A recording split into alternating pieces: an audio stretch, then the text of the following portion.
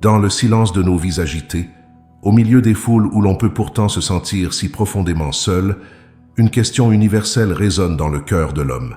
Face aux défis qui se dressent comme des montagnes infranchissables, face aux ombres de l'incertitude et aux murmures de la peur, l'âme cherche instinctivement une ancre, un refuge. Elle lève les yeux, parfois sans même savoir vers quoi, et soupire cette interrogation ancestrale qui traverse les âges. D'où me viendra le secours? C'est dans cet instant de vulnérabilité, dans cette quête sincère d'une présence qui ne faillit pas, que nous sommes invités à nous arrêter. Nous sommes conviés à un voyage au cœur d'une promesse divine, encapsulée dans la poésie sacrée du psaume 121, non pas comme une simple lecture, mais comme l'exploration d'un secret divin qui attend d'être dévoilé et vécu. Ce qui s'apprête à commencer est bien plus qu'une méditation ou une série de prières. C'est l'activation d'une alliance éternelle, le dévoilement du pacte du gardien, qui ne sommeille ni ne dort. Il s'agit d'apprendre à vivre non pas dans l'espoir occasionnel d'une intervention divine, mais sous le regard constant et vigilant du Créateur lui-même. Le but de ce parcours est de réaligner entièrement notre perception, de transformer notre conscience pour qu'elle s'ancre dans une vérité immuable. La protection de Dieu n'est pas un événement ponctuel que nous devons quémander, mais un état de grâce permanent dans lequel il nous invite à demeurer. Préparez votre esprit et ouvrez votre cœur, car vous êtes sur le point de découvrir comment passer de la solitude angoissante à la certitude apaisante d'une compagnie qui ne vous abandonnera jamais, à chaque pas de votre existence. Écoutons maintenant, avec un cœur réceptif et un esprit apaisé, les paroles mêmes qui constituent le fondement de notre parcours. Ce n'est pas simplement un poème ancien, mais une déclaration vivante, un décret divin prononcé sur votre vie. Laissez chaque mot résonner non pas seulement dans vos oreilles, mais dans les profondeurs de votre âme. Voici le psaume 121, le cantique des degrés, la charte de votre protection divine. Il est la voix de Dieu qui répond aux cris silencieux de l'humanité, une ancre jetée depuis le ciel dans les eaux tumultueuses de notre existence. Accueillez cette parole comme une lettre personnelle qui vous est adressée aujourd'hui. Le psaume commence par une scène d'une honnêteté poignante, un tableau de la vulnérabilité humaine. Je lève mes yeux vers les montagnes. D'où me viendra le secours? C'est la question fondamentale qui habite chaque être.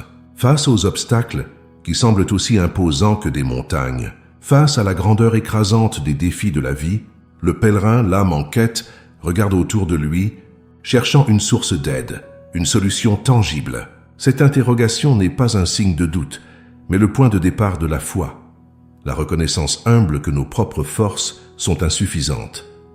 La réponse divine ne se fait pas attendre.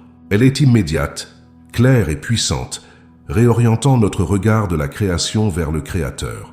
Le secours me vient de l'Éternel, qui a fait les cieux et la terre. La source de l'aide n'est pas dans les montagnes, symbole de puissance terrestre, mais en celui qui les a formées. C'est une déclaration de souveraineté absolue, celui qui a l'autorité sur l'univers entier, qui a orchestré la naissance des étoiles et le tracé des océans, est la source même de notre secours. Notre aide n'est pas limitée, elle est infinie comme son auteur. La nature de cette protection est ensuite révélée dans son caractère personnel et constant. Il ne permettra point que ton pied chancelle. Celui qui te garde ne sommeillera point. La promesse quitte le domaine du général pour entrer dans l'intimité de notre marche quotidienne. Chaque pas est sous surveillance. Le verbe chanceler évoque l'instabilité, le faux pas, le risque de chute. Dieu s'engage activement à affermir notre chemin, à anticiper nos faiblesses. Et la raison de cette assurance est bouleversante. Notre gardien ne connaît pas le sommeil, pas même un instant de somnolence. Pour que nul doute ne subsiste sur la vigilance de ce gardien, le psalmiste insiste avec une emphase solennelle. Voici, il ne sommeille ni ne dort celui qui garde Israël. Cette répétition n'est pas une redondance, mais un sceau divin. Elle élargit la promesse de l'individu à la communauté du peuple de Dieu, rappelant que cette protection est ancrée dans une alliance éternelle. L'insomnie de Dieu n'est pas une fatigue, mais une nature. Il est l'éveillé, le vigilant par essence, dont l'attention est perpétuelle et infaillible. La promesse devient encore plus proche, plus tangible. L'Éternel est celui qui te garde. L'Éternel est ton ombre à ta main droite. L'image de l'ombre est d'une richesse profonde. Une ombre est inséparable de celui qu'elle suit. Elle procure un soulagement, un abri contre la chaleur accablante. Qu'elle soit à notre main droite, le symbole de l'action, de la force et de l'alliance, signifie que la protection de Dieu n'est pas une présence lointaine, mais une couverture qui accompagne chacun de nos gestes, chacune de nos décisions, nous protégeant là où nous sommes les plus actifs et les plus exposés. La portée de cette protection est ensuite détaillée pour couvrir toutes les dimensions de notre existence, de jour comme de nuit. Pendant le jour, le soleil ne te frappera point, ni la lune pendant la nuit. Le soleil représente les dangers visibles, les épreuves manifestes, l'usure du quotidien. La lune, dans la pensée antique, symbolisait les périls cachés, les angoisses nocturnes, les influences invisibles et les peurs qui hantent l'obscurité. La promesse est donc totale, que le danger soit évident ou subtil, qu'il vienne de l'extérieur ou de l'intérieur, la garde divine est un bouclier efficace en tout temps et contre toute menace. Enfin, le psaume s'achève sur une double déclaration finale, un crescendo de certitude qui scelle l'alliance de protection pour l'éternité. L'Éternel te gardera de tout mal, il gardera ton âme. L'Éternel gardera ton départ et ton arrivée, dès maintenant et à jamais. La protection n'est pas seulement contre les maux physiques ou matériels, mais elle est totale, englobant même la préservation de notre être le plus profond, notre âme. Elle couvre chaque transition de la vie, chaque commencement et chaque fin, chaque voyage et chaque retour. Et cette couverture n'a pas de date d'expiration. Elle est active maintenant, et elle le sera pour toujours. Pour saisir la puissance spirituelle inépuisable du psaume 121, il est essentiel de se plonger dans ses origines. Ce psaume n'est pas un texte isolé. Il fait partie d'une collection spéciale de 15 psaumes, du 120 au 134, connus sous le nom de Cantique des degrés ou Chant des montées. Ces chants étaient les hymnes des pèlerins hébreux. Imaginez ces familles, ces individus, voyageant à pied depuis les 4 coins d'Israël, convergeant vers Jérusalem pour les grandes fêtes religieuses. Leur voyage était une ascension littérale, grimpant les collines de Judée vers la cité sainte. Chaque chant était une prière, une déclaration de foi qui rythmait leurs pas, transformant un voyage physique et périlleux en une ascension spirituelle vers la présence de Dieu. L'auteur de ce chant demeure anonyme, et c'est là que réside une partie de son universalité et de sa force. Contrairement à de nombreux psaumes attribués au roi David, un personnage royal et militaire, celui-ci est la voix de l'homme ordinaire, du pèlerin anonyme. C'est la prière de toute âme en chemin, confrontée à l'inconnu. Cette absence de signature royale ou prophétique permet à chaque génération, à chaque individu, de s'approprier ces mots avec une intimité profonde. Ce n'est pas la prière d'un géant de la foi, mais le dialogue sincère entre un cœur vulnérable et son Créateur, un dialogue qui transcende le temps et les cultures pour devenir le nôtre. Le contexte géographique de ce pèlerinage est crucial pour comprendre le poids des premiers mots. Le chemin vers Jérusalem était loin d'être une promenade paisible. Il traversait des déserts arides, des vallées profondes où les bandits pouvaient se cacher, et des terrains montagneux escarpés. Les montagnes, bien que majestueuses, représentaient des dangers réels et imminents, des bêtes sauvages, des tempêtes soudaines, le risque de perdre son chemin ou de faire une chute fatale. La question « Je lève mes yeux vers les montagnes. D'où me viendra le secours ?» n'était donc pas une interrogation poétique, mais un cri viscéral, une question de survie posée face à des menaces tangibles et écrasantes. Au-delà du danger physique, les montagnes portaient une signification spirituelle complexe dans le Proche-Orient ancien. Elles étaient souvent considérées comme la demeure des dieux, des lieux où l'on érigeait des autels pour des divinités païennes, ce que la Bible appelle les hauts lieux. Lever les yeux vers les montagnes pouvait donc aussi représenter une tentation, celle de chercher de l'aide auprès de faux dieux, de puissances terrestres ou de forces occultes. La réponse immédiate du psaume « Le secours me vient de l'Éternel qui a fait les cieux et la terre » est une déclaration de foi révolutionnaire. Elle détourne le regard des idoles et de la création pour le fixer sur le seul vrai Dieu, le créateur de ces mêmes montagnes, affirmant ainsi sa souveraineté absolue sur toutes les autres puissances. La structure même du psaume est une leçon de foi en action. Il commence par une question née de l'incertitude et de la conscience de sa propre fragilité, mais il ne s'attarde pas dans le questionnement. Il pivote immédiatement vers une proclamation de certitude. Ce mouvement de l'interrogation à la déclaration est le cœur du mécanisme spirituel que le psaume nous enseigne. Il nous montre que la foi ne consiste pas à nier nos peurs ou nos besoins, mais à y répondre instantanément en déclarant qui est notre source. C'est cet acte de réorientation délibérée, passant de la contemplation du problème à la proclamation de la solution divine, qui libère la puissance protectrice de Dieu dans nos vies. Le pouvoir de ce psaume est également ancré dans le nom et le titre qu'il attribue à Dieu. Il utilise le nom l'Éternel, Kaïfash, le nom de l'Alliance, rappelant que Dieu est lié à son peuple par une promesse personnelle et immuable. Mais surtout, il introduit un titre spécifique qui est répété 6 fois en seulement 8 versets. Celui qui te garde, Shomer en hébreu. Dieu est présenté comme le gardien, le veilleur, la sentinelle.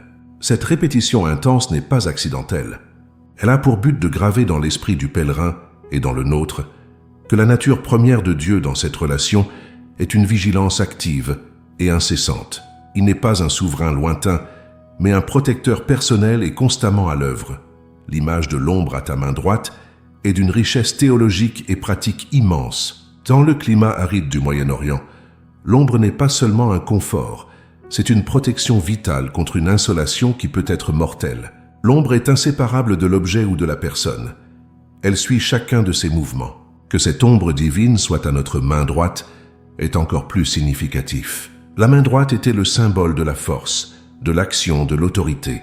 C'était aussi le côté exposé d'un guerrier au combat. Avoir Dieu comme une ombre à sa main droite signifie qu'il nous couvre là où nous agissons, là où nous sommes le plus forts mais aussi le plus vulnérables, agissant comme un bouclier divin qui accompagne chacun de nos gestes. Enfin, la puissance spirituelle du psaume 121 atteint son apogée dans sa conclusion, qui offre une garantie de protection totale et éternelle.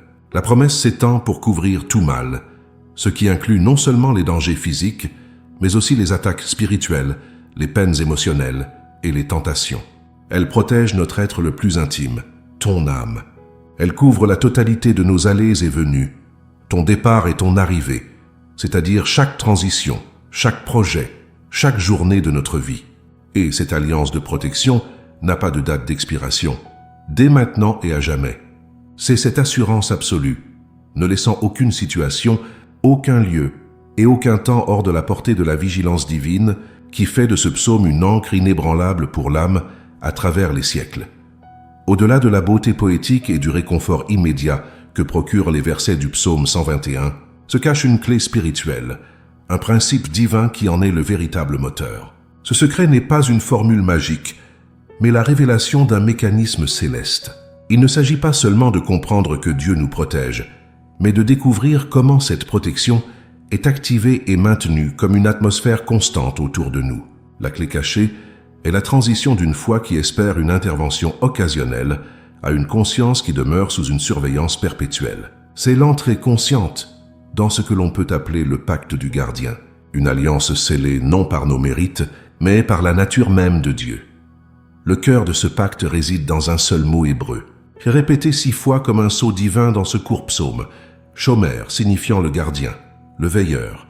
Dans la culture hébraïque antique, un shomer n'était pas un simple observateur. Il était une personne légalement et moralement responsable de ce qui lui était confié. Si un berger était le shomer d'un troupeau, il devait le protéger au péril de sa vie et rendre des comptes pour chaque animal. Lorsque Dieu se nomme lui-même notre shomer, il endosse une responsabilité divine et éternelle pour notre bien-être. Il se lie par sa propre parole à être notre protecteur infaillible. Ce n'est pas une simple promesse, c'est une déclaration de sa fonction et de son engagement contractuel envers nous. La structure de ce parcours de 30 jours n'est pas arbitraire. Elle est elle-même une facette de cette clé spirituelle. Le chiffre 30 dans les Écritures symbolise une période de maturation, de consécration et de transition vers une nouvelle phase d'autorité ou de ministère. C'est le temps nécessaire pour qu'un vœu soit accompli, pour qu'une période de deuil se transforme en un nouveau départ. En s'engageant dans ce cycle de 30 jours, l'âme s'aligne sur un rythme divin de transformation, permettant aux vieilles habitudes de peur et d'autonomie de mourir pour laisser place à une nouvelle nature, celle d'une personne qui vit consciemment sous la garde divine. C'est le temps divinement alloué pour que la vérité du psaume passe de la tête au cœur et du cœur à l'expérience vécue. À l'intérieur de ce cycle, le 7e jour agit comme un jalon spirituel prophétique. Le chiffre 7 est le symbole biblique de la perfection, de l'achèvement et du repos divin. C'est au 7e jour de la création que Dieu s'est reposé, contemplant l'œuvre parfaite de ses mains. De même, au 7e jour de ce parcours, un premier niveau d'achèvement est atteint. L'agitation initiale de l'âme commence à céder la place à un repos spirituel. Et c'est dans ce calme que les yeux spirituels s'ouvrent. La perfection de ce jour ne réside pas dans l'absence de problèmes, mais dans la capacité nouvelle de percevoir la main du gardien à l'œuvre, de voir sa protection parfaite, même au milieu des imperfections de la vie. Le 21e jour marque un autre seuil critique, celui de la rupture spirituelle.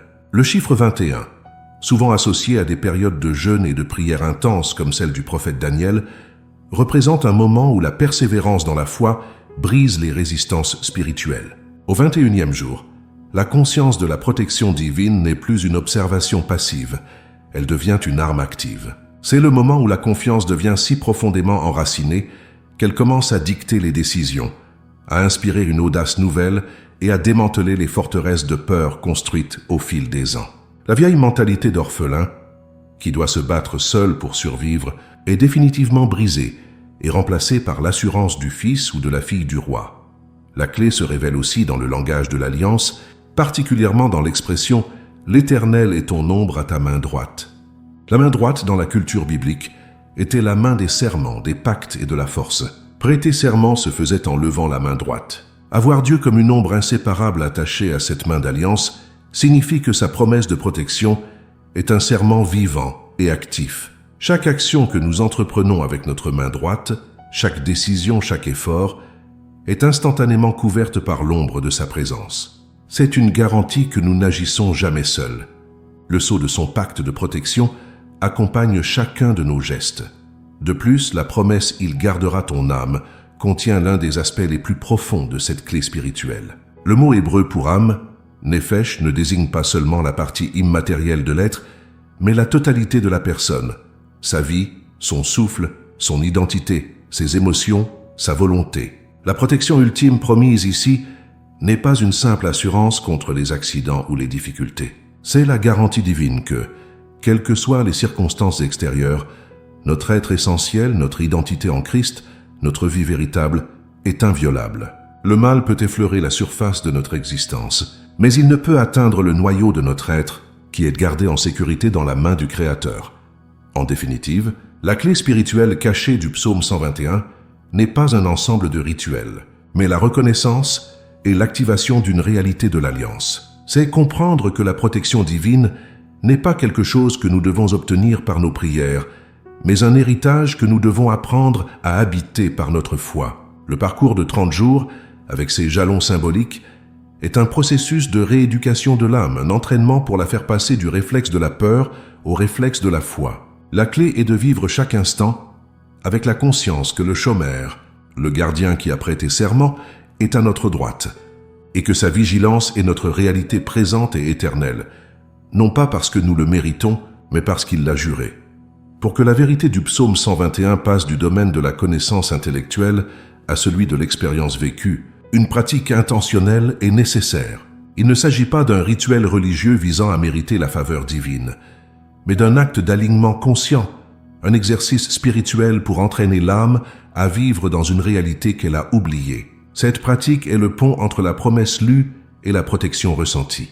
C'est l'invitation à collaborer activement avec l'Esprit de Dieu, à ouvrir les portes de notre conscience pour que la lumière de sa vigilance perpétuelle puisse y inonder chaque recoin. Chaque jour pendant les 30 jours de ce parcours, cet engagement est un rendez-vous sacré avec votre gardien. Le moment choisi pour cette pratique est d'une importance capitale. Il est recommandé de l'accomplir dès les premiers instants de votre journée, avant même que les soucis du monde, les notifications de votre téléphone ou les exigences de votre agenda ne viennent réclamer votre attention. Dans le calme de l'aube, alors que votre esprit est encore malléable et réceptif, vous consacrez les prémices de votre journée à Dieu. Cet acte établit une fondation spirituelle inébranlable pour les heures à venir. En offrant à Dieu vos premières pensées et vos premières paroles, vous déclarez prophétiquement que toute votre journée lui appartient et se déroulera sous sa garde vigilante. La discipline de cette pratique s'étend sur une période de 30 jours consécutifs. Cette durée n'est pas une contrainte arbitraire, mais un principe de transformation spirituelle.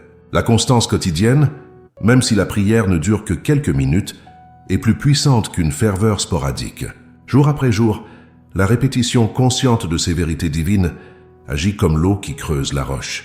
Elle démantèle les schémas de pensée anxieux, ancrés depuis des années, et tisse dans votre esprit de nouvelles voies neuronales de foi et de confiance. Chaque jour est une couche de fondation supplémentaire, construisant une forteresse de paix intérieure qui deviendra imprenable.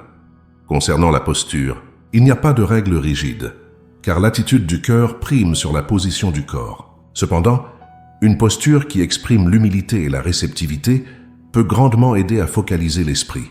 Vous pouvez choisir de vous asseoir, les mains ouvertes sur vos genoux en signe de réception, ou de vous tenir debout, les yeux levés comme le pèlerin du psaume, ou même de vous agenouiller en signe de révérence. L'essentiel est ce que votre corps reflète l'état de votre âme, un désir sincère de vous décharger de votre fardeau et de vous placer entièrement sous la responsabilité de votre gardien divin. Avant de prononcer les paroles, prenez un instant pour créer un espace de silence. Éloignez-vous de toute distraction potentielle, fermez les yeux et prenez quelques respirations profondes et lentes. Cet acte simple signale à votre corps et à votre âme que vous entrez dans un moment sacré, un temps mis à part. Imaginez que vous quittez le bruit du monde pour entrer dans le sanctuaire de sa présence. Ce n'est pas simplement un exercice de relaxation, mais une démarche intentionnelle pour honorer celui que vous vous apprêtez à rencontrer et pour affiner votre oui spirituel à sa voix. Commencez alors votre prière en vous appropriant la question initiale du psaume. Dites à voix haute, avec authenticité et sans honte, « Je lève mes yeux vers les montagnes, vers mes défis, vers mes incertitudes. D'où me viendra le secours ?» En faisant cela, vous ne manifestez pas un manque de foi, mais au contraire, une honnêteté profonde devant Dieu. Vous reconnaissez votre besoin, votre vulnérabilité, et vous admettez que vos propres forces sont limitées. C'est dans cet espace d'humilité que la puissance de Dieu trouve le terrain le plus fertile pour agir. Immédiatement après avoir posé la question, sans laisser le moindre espace au doute ou à l'anxiété, enchaînez avec la déclaration de foi, qui est le pivot du psaume. Proclamez avec une conviction croissante. « Mon secours ne vient pas des montagnes, mais de l'Éternel qui a fait les cieux et la terre. » Personnalisez cette affirmation. Dites « Mon secours me vient de l'Éternel, mon Créateur. » En prononçant ces mots, vous réorientez délibérément votre attention de la taille de vos problèmes vers la grandeur infinie de votre Dieu. C'est un acte de guerre spirituelle contre la peur. Continuez, en déclarant les promesses spécifiques du psaume comme si elles étaient écrites pour vous seul, en cet instant précis. Dites, « Il ne permettra point que mon pied chancelle. Celui qui me garde ne sommeille point. L'Éternel est celui qui me garde. L'Éternel est mon ombre à ma main droite. Pendant le jour, le soleil ne me frappera point, ni la lune pendant la nuit. L'Éternel me gardera de tout mal, il gardera mon âme. L'Éternel gardera mon départ et mon arrivée, dès maintenant et à jamais. » Répétez ces phrases lentement, en laissant chaque mot peser de tout son poids dans votre esprit et votre cœur. Après avoir fait ces déclarations, ne vous précipitez pas pour passer à autre chose. Restez en silence pendant 1 minute ou 2. C'est l'étape de l'intériorisation. Tentez de ressentir la vérité de ce que vous venez de déclarer. Visualisez cette ombre protectrice à votre droite, une présence constante et rassurante. Sentez le sol ferme sous vos pieds, symbole de la stabilité que Dieu vous promet. Laissez la paix qui découle de ces promesses commencer à s'installer dans votre système émotionnel. C'est le moment où la parole déclarée devient une réalité ressentie. Enfin, terminez toujours votre temps de prière par un acte de gratitude. Ne concluez pas en demandant à nouveau la protection, mais en remerciant Dieu de l'avoir déjà accordé.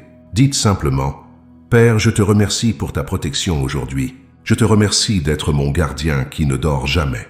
Je marche dans cette journée avec confiance, non pas à cause de mes forces, mais à cause de ta fidélité. » La gratitude est le sceau de la foi. Elle confirme que vous croyez avoir reçu ce que vous avez déclaré et elle positionne votre cœur pour voir les manifestations de cette protection tout au long de votre journée. L'engagement dans ce parcours de 30 jours n'est pas une simple répétition mécanique, mais une ascension spirituelle progressive et dynamique. Chaque jour n'est pas une réplique du précédent, mais une nouvelle étape qui s'appuie sur les fondations posées la veille. C'est un processus cumulatif, où la vérité du psaume 121 est tissée fil après fil, dans la trame même de l'âme, de l'esprit et du corps. La transformation n'est pas instantanée, elle est organique, se déroulant selon un calendrier divin qui respecte le rythme du cœur humain, le menant doucement mais sûrement de l'incertitude à une certitude inébranlable. Dès les 3 premiers jours, la première manifestation tangible de l'œuvre du gardien se fait ressentir au niveau de l'esprit. Le tumulte intérieur, ce bruit de fond constant de l'anxiété et de l'inquiétude, commence à diminuer d'intensité. Une paix, qui ne dépend pas des circonstances extérieures, commence à s'infiltrer dans les pensées. Ce n'est pas encore une assurance triomphante, mais une accalmie, un silence naissant là où régnait le chaos. Le sommeil devient plus profond, moins agité, car même dans l'inconscience de la nuit, l'âme commence à se reposer dans la vérité que quelqu'un veille sur elle, un gardien qui ne sommeille ni ne dort. Ce phénomène n'est pas le fruit du hasard, mais le résultat direct de la discipline spirituelle engagée. En commençant chaque journée par la réorientation délibérée du regard, des montagnes des problèmes vers le créateur de ces montagnes, un nouveau chemin neuronal de la foi se crée. L'esprit, habitué à suivre les sentiers de la peur, apprend une nouvelle direction. Chaque déclaration du psaume agit comme un acte de reprogrammation spirituelle, enseignant au subconscient que sa source de sécurité a changé. La paix initiale est la première preuve que l'âme accepte et intègre cette nouvelle réalité. Entre le 4e et le 6e jour, alors que la paix intérieure commence à se stabiliser, une nouvelle faculté s'éveille, la perception spirituelle. Le focus se déplace de l'intérieur vers l'extérieur. L'individu commence à remarquer les petites synchronicités, ces coïncidences, qui sont en réalité des signatures de la providence divine. Un bus manqué qui évite un accident, une pensée soudaine pour appeler un ami qui avait désespérément besoin de soutien, une information cruciale qui arrive au moment parfait. Ce sont les premiers clins d'œil du gardien, des preuves discrètes de sa vigilance constante. Le 7e jour, chiffre biblique de la perfection et de l'achèvement, marque un premier jalon crucial. Les observations éparses des jours précédents se cristallisent en une révélation claire et cohérente. Ce n'est plus une série d'événements chanceux, mais la reconnaissance indéniable de la main protectrice de Dieu à l'œuvre. La foi quitte le domaine de la simple croyance pour entrer dans celui de l'évidence personnelle.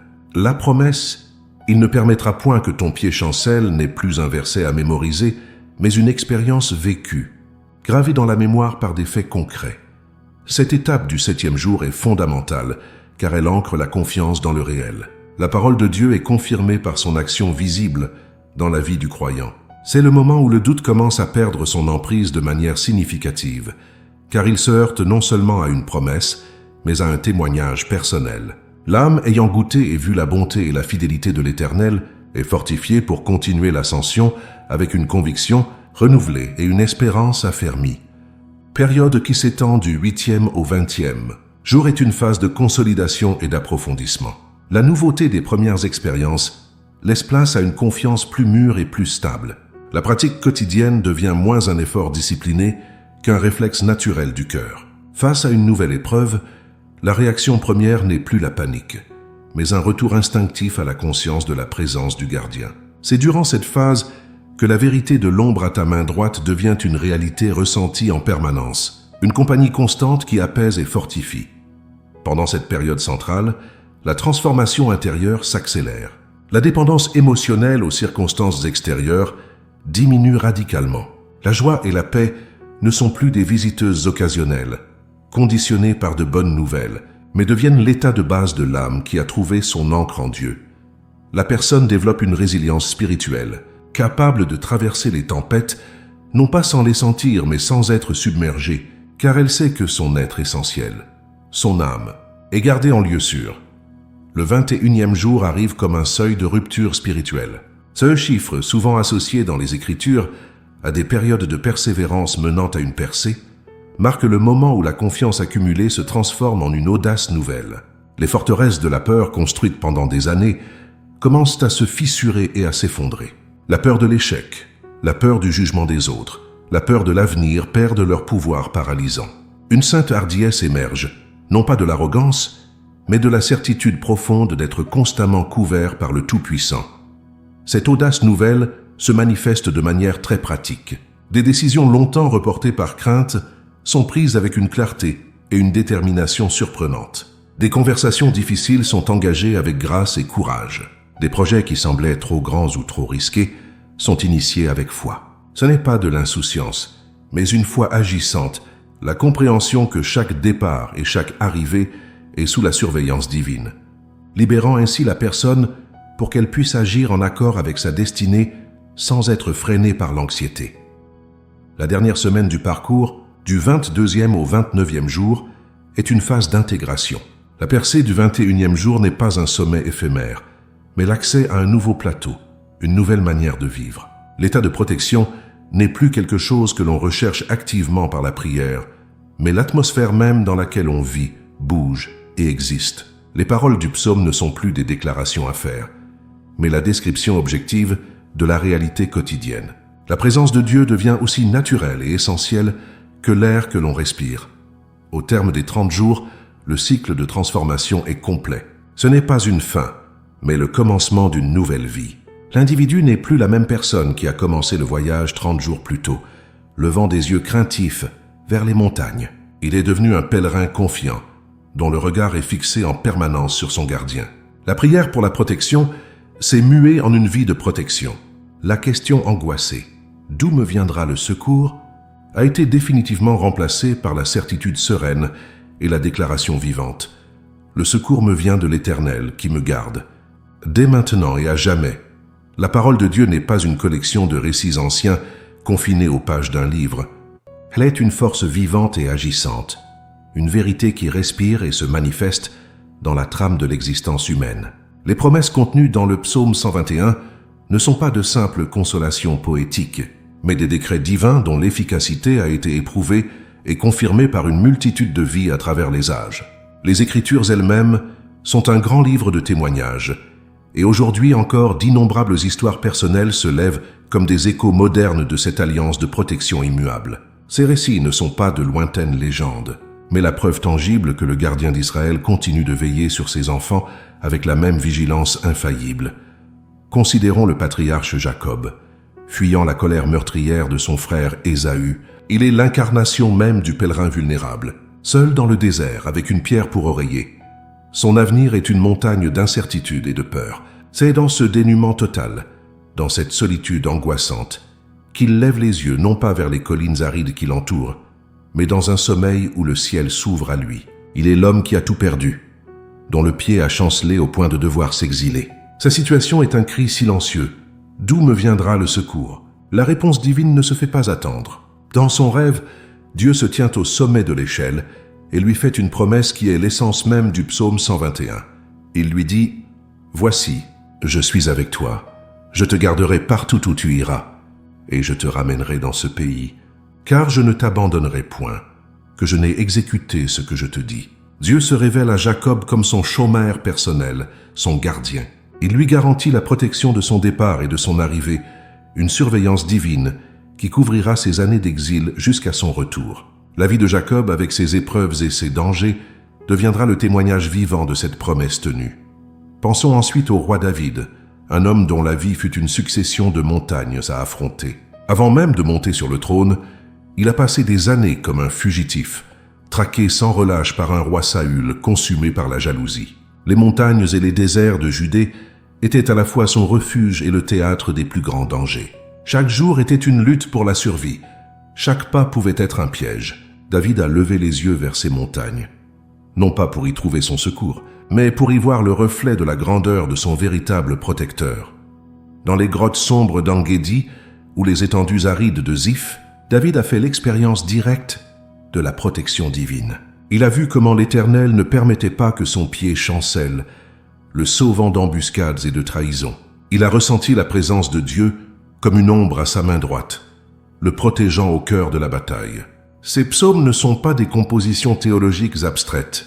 Ils sont le journal de bord d'une âme qui a survécu, non par sa propre force, mais parce qu'elle a appris à se confier au gardien qui ne sommeille ni ne dort. Chaque victoire, chaque évasion miraculeuse était une nouvelle confirmation de l'alliance de protection. Ce même Dieu qui veillait sur Jacob et David n'a pas changé. Son alliance est éternelle, et sa vigilance s'étend jusqu'à notre génération. Les témoignages contemporains abondent, racontant la même histoire de fidélité divine dans des décors modernes. Ce sont les histoires de personnes ordinaires qui, en s'appropriant la vérité du psaume 121, ont vu le surnaturel devenir leur réalité quotidienne, prouvant que le pacte du gardien est toujours en vigueur aujourd'hui. Il y a l'histoire d'une femme nommée Hélène, une entrepreneur qui voyait son entreprise, le travail de toute une vie, s'effondrait comme un château de cartes. Les dettes s'accumulaient comme une montagne menaçant de l'ensevelir. Le soleil du jour était devenu pour elle le symbole de l'échéance imminente des factures et la lune de la nuit, le témoin de ses insomnies angoissées. Elle se sentait seule, abandonnée face à une situation qui dépassait toutes ses capacités. C'est alors qu'elle a commencé le parcours de 30 jours avec le psaume 121. Jour après jour, elle déclarait que son secours ne venait pas de ses stratégies commerciales ou de ses contacts, mais de l'Éternel. La paix a commencé à remplacer la panique. Vers le 15e jour, une idée, une intuition claire et précise qu'elle n'avait jamais eue auparavant a germé dans son esprit. Poussée par une confiance nouvelle, elle a suivi cette direction. Cette décision, qui semblait insignifiante au départ, a ouvert une porte inattendue, menant à un partenariat qui non seulement a sauvé son entreprise, mais l'a fait prospérer au-delà de ses espérances. Elle a vu l'Éternel garder son départ dans un nouveau projet et son arrivée dans le succès. Considérons aussi le témoignage de Thomas, un père de famille qui devait prendre la route chaque jour pour un travail exigeant.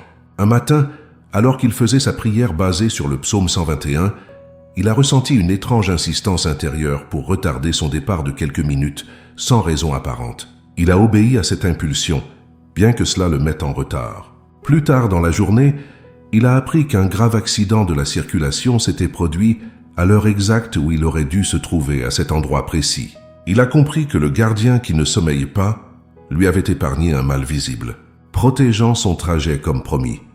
Il y a aussi l'histoire d'une jeune étudiante, partie seule à l'étranger pour ses études. La solitude et la peur dans une ville inconnue la rongeaient, surtout la nuit. En s'imprégnant de la promesse que ni la lune ne la frapperait pendant la nuit, elle a commencé à sentir une présence rassurante dans son petit appartement. Un soir, en rentrant tard, une peur soudaine et irrationnelle l'a saisie, la poussant à changer de trottoir. Quelques secondes plus tard, une voiture a dérapé sur la chaussée verglacée et a violemment percuté le mur, exactement là où elle aurait dû marcher. Ce ne fut pas une coïncidence, mais la manifestation tangible de l'ombre à sa main droite. Enfin, il y a le témoignage puissant de cette femme qui, avant de commencer ce parcours, se décrivait comme une orpheline dans un monde hostile, luttant constamment pour sa survie. Chaque jour était une bataille menée avec ses propres forces. Au fil des 30 jours, une transformation profonde s'est opérée en elle. La conscience de la vigilance constante de Dieu a guéri sa mentalité d'orpheline. Elle a cessé de se battre seule et a commencé à se reposer dans la certitude d'être aimée et protégée. À la fin du parcours, elle a déclaré avec des larmes de joie « Je ne suis plus une orpheline. Je suis la fille du roi de l'univers et mon père ne quitte jamais son poste de garde. » Ces histoires, anciennes et modernes, de patriarches, de rois, d'entrepreneurs et d'étudiants, ne sont pas des contes de fées. Elles sont la preuve vivante que le psaume 121 est une clé qui ouvre la porte à une réalité de protection divine, tangible et accessible.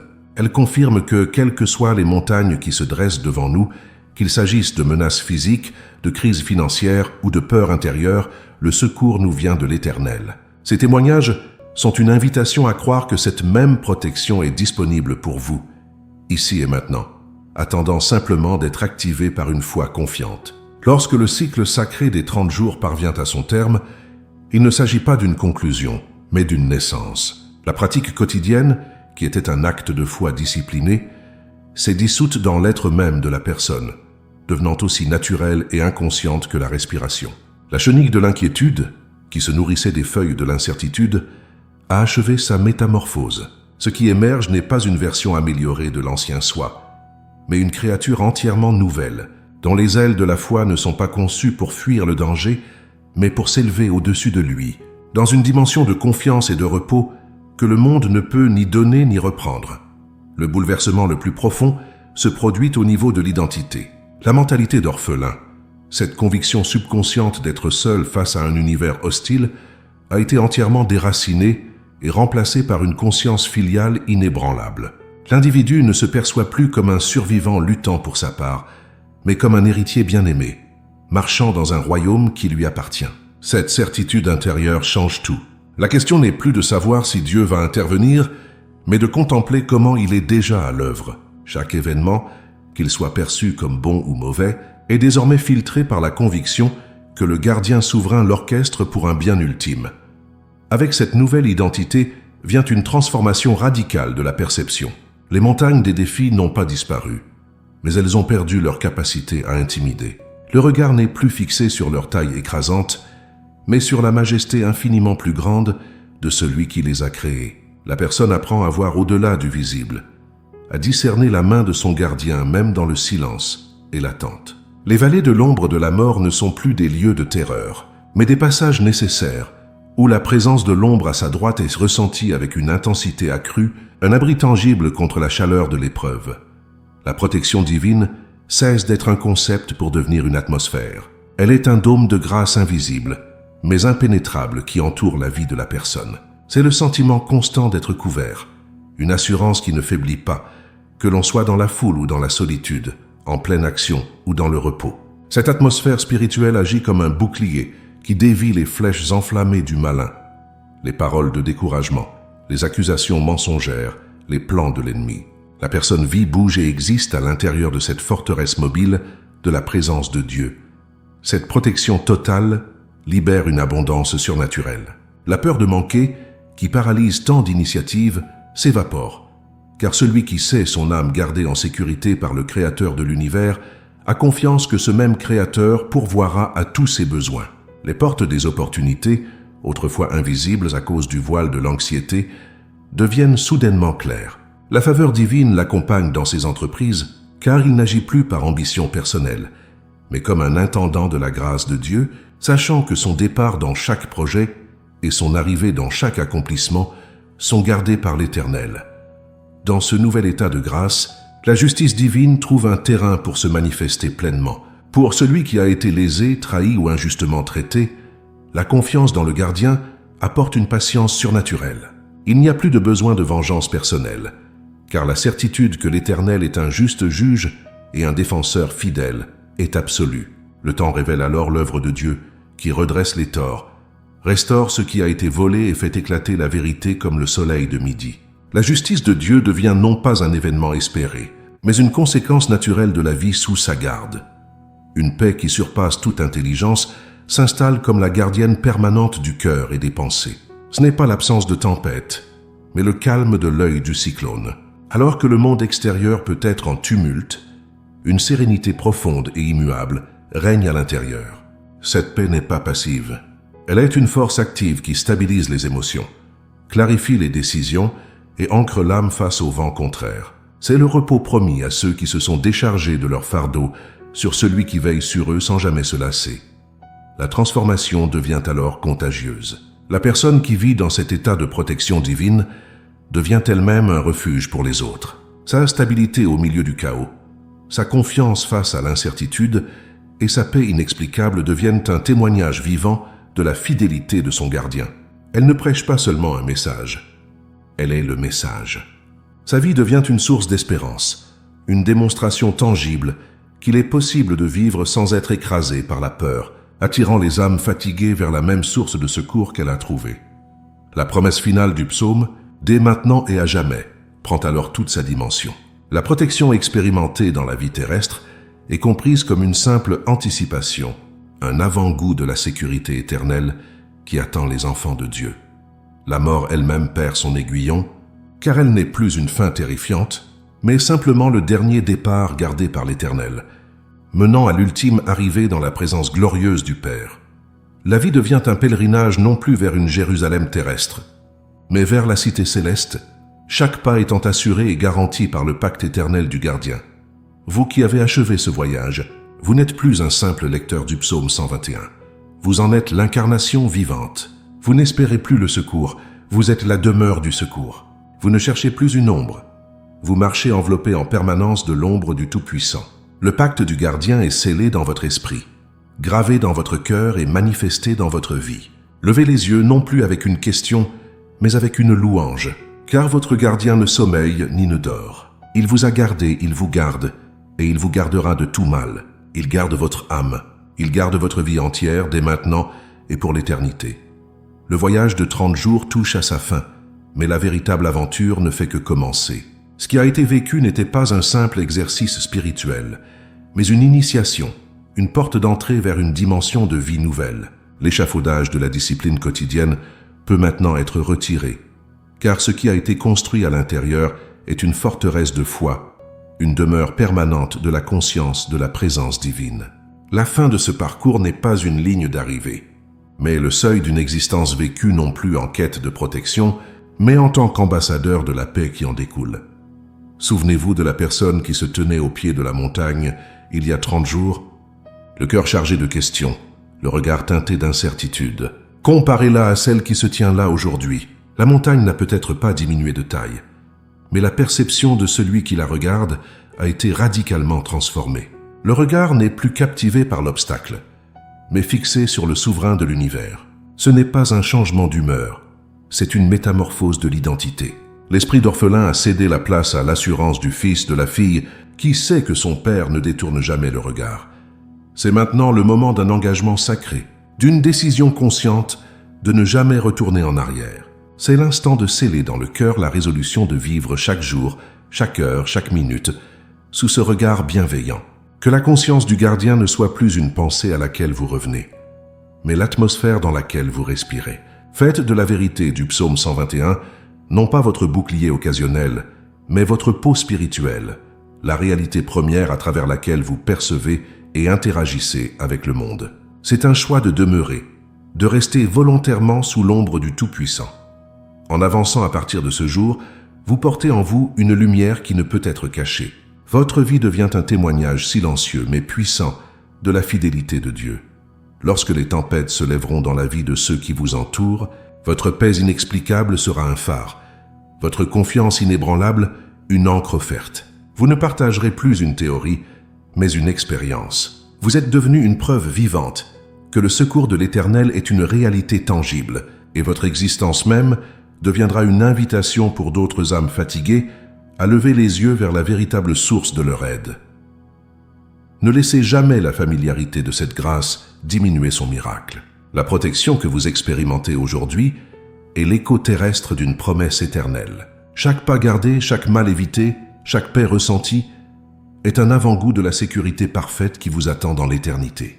Le gardien qui veille sur votre départ et votre arrivée dans les affaires de ce monde est le même qui garantit votre passage de cette vie à la suivante. Votre âme gardée aujourd'hui est scellée pour l'éternité, et cette assurance est le fondement ultime de votre repos.